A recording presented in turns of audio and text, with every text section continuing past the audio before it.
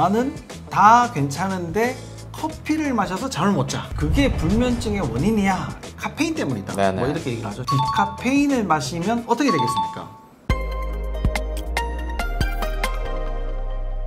안녕하십니까. 아프지 마셔의 닥터 준스 김준영입니다. 안녕하십니까. 아프지 마셔의 닥터 준스 조준호입니다.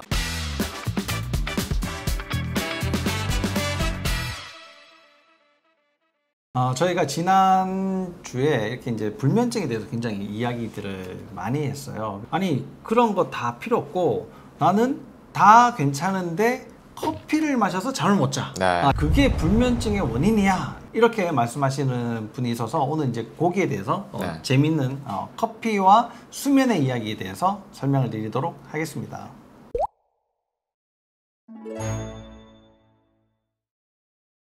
자, 커피 하면 잠 못 주무시는 분들도 있지만 카페인 때문이다. 네네. 뭐 이렇게 얘기를 하죠. 실제로 근데 우리가 아침에 출근길에 한 잔 탁 마시 잠 확 깨고 그렇죠. 네, 낮에 너무 피곤하고 졸릴 때 커피 한 잔 타면 잠이 확 깨고 이렇게 이제 잠을 깨는 용도로 쓰여지지만 그게 아침에 마셔도 잠을 못 자고 네. 저녁에 마시면 더 못 자고 막 이런 분들도 많단 말이에요. 네네. 또 어떤 분은 하루에 몇 잔을 마셔도 자는 거에 상관없어. 네네. 한밤중에 마셔도 난 따뜻한 거 먹으면 잠을 잘 자. 이런 분들도 있단 말이에요. 그러면 이게 카페인이라는 것이 어떻게 작용을 하길래 이렇게 잠을 이렇게 못 자게 만드기도 하고 네. 또 어떤 사람은 왜 그렇게 영향을 받지 않나 이런 거에 대해서 오늘 이야기를 해보면 참 재밌을 것 같습니다. 그 커피 그 다음에 수면 네. 이거는 상관관계가 많이 있습니까? 그렇죠. 우리 1편에 보시면 아시다시피 수면의 욕구는 그러니까 수면을 일으키는 압력과 거기에 반대로 이제 각성하는 힘의 이제 싸움이거든요. 그 중에서 수면의 압력을 만들어내는 게 우리가 열심히 일하고 남은 그 분자인 아데노신이거든요. 네. 근데 아데노신이 쌓여야지 이제 수면 압력이 점차 증가를 하지 않습니까? 근데 아데노신이랑 비슷한 게 있으면 어떻게 될까요?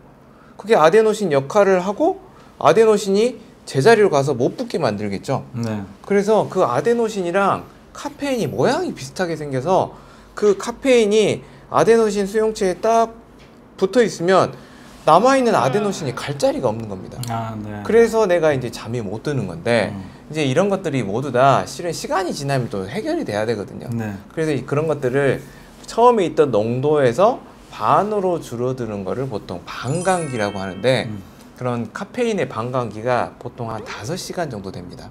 그러면 내가 커피를 한 잔 탁 네. 마시고 5시간 정도 지나면 반이 지나고 카페인의 효과가 반으로 떨어진다. 그죠. 네. 그래야 또 5시간 지나야지 그 반의 반이 떨어지는 거죠. 그래서 이 카페인이 대사되는 속도의 차이가 나는 입만 대도 잠을 못 자는 사람 그리고 뭐 8잔, 9잔 저 누구랑 만나면서 이렇게 먹어야 해도 잘 자야 하는 사람은 그 대사 속도에 달려있는 거고 그 대사 속도에는 또 우리 간 기능이 좀 많이 네. 작용을 하겠죠. 그래서 실은 내가 카페인 때문에 잠을 못 자시는 분인데 너무 커피를 먹고 싶다. 그러면 오전에 한 잔 정도 그것도 아니면 반잔 이렇게 좀 향이나 음미하는 이 정도가 적당하지 왜 10시간 정도에 지나야 반의 반으로 떨어지는 거거든요. 네. 내가 그래도 못 잔다 그러면 대사율을 올리는 것도 방법일 수 있습니다. 카페인이 대사될 때는 비타민 C라든지 이제 브로콜리 내에 들어있는 설포라판 이런 성분들이 대사를 하는데 도움이 될 수 있거든요. 근데 내가 커피 때문에 내가 잠을 못 자겠다 그러면 비타민 C를 한 6g 이상 고용량으로 드셔보시거나 이런 브로콜리 같은 이런 십자화과 채소들을 조금 먹어보는 것도 도움이 될 것 같습니다. 근데 이게 지금 이야기를 들어보니까 네. 알코올이랑 비슷한 것 같아요. 그렇죠. 술을 이렇게 잘 마시는 사람이 네네. 있는가 하면 한 잔을 마셔도 해롱해롱하거나 네네. 얼굴이 빨개지거나 뭐 이런 분들이 있는 것처럼 그 대사 속도의 차이가 있다 이런 이야기인데 그러면 우리가 술은 훈련하면은 는다 하지 않습니까? 네. 사실 우리 뭐 동기들 보면 술을 전혀 못했던 애들인데 막 먹여라 해가지고 네. 뭐 소주를 몇 병씩 이렇게 먹게 해도 된 사람들이 있는데 그러면 카페인도 그렇게 훈련을 시킬 수가 있습니까? 과연 있을까요? 하여튼 이 단기간 내에는 어려울 것 같습니다. 어차피 이제 그 효소라는 걸 통해서 대사를 시키는 건데 효소는 결국 이제 DNA가 만들어내는 거거든요. 네. 그러면 이제 DNA 환경이 바뀌어야 되는데 네. 그 DNA 환경이 바뀌는 게 내 평생에 될까 싶기도 한데요. 그렇죠. 또 카페인을 잘 먹기 위해서 막 훈련을 하거나 네. 뭐 이런 거가 더 필요 없을 수도 있죠. 네. 근데 나는 예전에는 괜찮았는데 요즘에는 이렇게 커피 한 잔만 마셔도 잠을 잘 못 자. 그런 네. 사람들 대사가 좀 늦어지는 사람들 네, 아니겠습니까? 대사가 늦어지거나 오히려 쉽게 말하면 상대적인 농도가 올라가신 분일 수가 있어요. 네. 즉 탈수가 있는 경우가 그런 가능성이 좀 네, 있겠습니다. 상당히 많죠. 네, 또 그리고 탈수가 있으면 또 대사도 대사도. 잘 안 되게 네. 되니까요. 그리고 이제 간의 해독 능력들이 떨어진 건데 네. 간의 해독 능력이 떨어진 거는 뭐 간 자체의 세포가 파괴됐다기보다는 간에서 해야 될 일들이 너무 많아지면 이제 커피 이런 거는 볼 게 없습니다. 지금 현재 다른 일들을 많이 봐야 되는데 간에서 하는 일들의 대부분 70%가 어디서 오냐? 장에서 오지 않습니까? 네, 네. 장에서 찌꺼기가 너무 많이 와버리면 지금 커피를 대사할 어떤 능력 자체를 지금 할 일이 없습니다. 오히려 지금 간에서 오는 찌꺼기, 세균, 대사물들 이런 것들을 해결하느라고 이제 커피 자체를 해결하지 못해서 불면증이 될 수 있기 때문에 만약에 장 상태가 안 좋거나 오히려 뭐 장에 있어서의 어떤 설사나 변비 같은 증상 자체가 직접적으로 있다면 식단 조절 그리고 이제 염증을 일으키는 식단들을 좀 찾아서 해결하는 것이 매우 훌륭한 방법이 될 수 있겠습니다. 그러니까 여기에 이제 대사를 늦추는 것들에 대해서도 좀 이렇게 써놓으셨는데 네, 카페인 분해 요소의 유전적인 차이, 네, 네, 카페인 대사 반감기를 느리는 알코올을 마시고 커피를 마시면 좀 이렇게 대사가 네. 조금 늦어지는 것 같습니다. 경구 피임약도 그렇다고 네. 하네요. 그래서 내가 카페인을 예전에 2잔, 3잔을 마셔야 겨우 정신을 차렸다면 이제 뭐 한 잔 정도 마셔도 피임약을 먹을 때는 오히려 그런 효과들이 더 나타날 수가 있다. 카페인 청소율을 낮추는 간 해독 기능의 저하, 네. 그리고 노화. 네. 그렇죠. 연세 드신 분들은 예전에는 젊었을 때는 괜찮은데 나이가 드니까 커피 한 잔으로도 잠을 못 자겠어. 네, 네. 이렇게 이제 말씀하시는 분들. 이런 것들이 다 반감기를 느리는 작용들을 하게 되는 거군요. 네. 그렇다면은 이 커피가 사실 이게 까만 색깔의 쓴 물 이게 네. 아니라 그 커피의 향, 그 커피 분위기 있지 않습니까? 네. 그 분위기를 사실 마시는 거거든요. 네.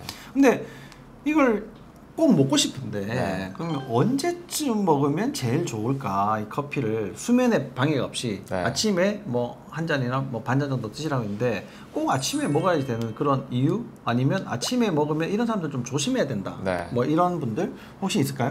일단 이제 뭐 공부하시는 분들 네. 이제 이런 분들이 있다. 근데 나는 지금 예를 들면 9시 지금 시험을 보러 가야 되겠다. 이런 분들은 커피가 먹으면 좀 각성의 효과가 있지 않습니까? 네, 네. 그런 분이면 한 1시간에서 최소한 2시간 전에 먹어줘야지 그 아데노신이 떨어져 나가면서 효과가 나타날 겁니다. 그래서 이른 새벽에 드시는 게 뭐 시험을 보거나 학습에 보는 데 도움이 되겠고요. 그리고 보통 우리가 커피를 언제 마시죠? 조금 졸리거나 이렇게 각성이 되려고 할 때 마시는데 보통 코티졸이라는 호르몬이 나오면 우리 몸이 이렇게 깨어나거든요. 그렇죠. 그래서 이제 코티졸이 좀 떨어지는, 그러니까 너무 높을 때 카페인까지 먹어버리면 너무 높아질 수 있기 때문에 코티졸이 살짝 꺾이는 지점이 보통 9시쯤 됩니다. 네. 그래서 이제 오전 9시쯤 드시면 보통 그게 반에서 반으로 줄어드는데 한 10시간쯤 걸리니까 저녁에 주무시는데 큰 무리가 없을 것 같습니다. 그렇죠. 콜티졸은 기상 30분 때 제일 높고 피크를 치죠. 네, 네. 피크고 그 다음부터 이제 서서히 떨어져서 저녁까지 이렇게 쭉 떨어지면 우리가 이제 수면을 네. 하게 되고 그 시간 이제 멜라토닌은 올라가서 잠을 자게 된다 이렇게 얘기하는데 아침에 눈 뜨자마자 커피를 마시기보다는 네. 조금 떨어졌을 때 네. 커피를 마시는 것이 다시 좀 더 각성의 효과를 만들어낼 네. 수 있다 이렇게 이해를 하시면 되겠군요. 그러면 마지막으로 하나만 딱 더 여쭤볼게요. 네. 그 카페인을 마시면 잠을 못 잔다. 네. 커피에 들어있는 카페인이 불면증을 유발한다 이랬잖아요. 네. 그러면 디카페인을 마시면 어떻게 되겠습니까? 근데 디카페인도 저는 이렇게 생각합니다. 우리 설탕 프리, 뭐 슈가 네. 프리도 결국에는 슈가가 들어있거든요.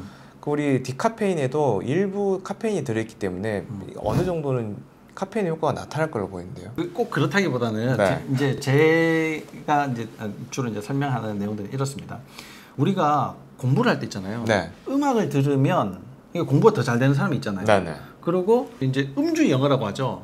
술 마시면 영어가 막 이렇게 잘 나오고 막 이런 것처럼 어떤 상황이 되면 더 능력치가 향상되는 네. 그런 경우들이 있거든요. 그게 이제 심리적으로 이렇게 이제 작용을 하는 건데 그 커피에 들어있는 카페인 성분 그 자체도 네. 중요하게 작용을 하지만 사실 커피가 가지고 있는 그 성질 있잖아요. 그 분위기라든지 그 향이라든지 이런 것들이 우리 몸에서 심리적인 반응을 비슷하게 네, 유발을 할 수가 있습니다. 그래서 디카페인은 괜찮고 카페인은 뭐 이게 문제가 있고 그래서 난 디카페인을 먹었는데도 잠을 못 자 이런 분들은 그런 심리적인 영향을 네. 굉장히 훨씬 더 많이 받으시는 분이다 이렇게 생각을 하시면 좋을 것 같습니다. 그래서 커피 때문에 잠을 잘 못 잔다 그러면 커피도 한번 일단 피해 보시는 것도 중요하지만 그 카페인을 처리해내는 네. 간의 기능을 향상시키는 것이 굉장히 중요하고 간의 기능을 향상시키는 데는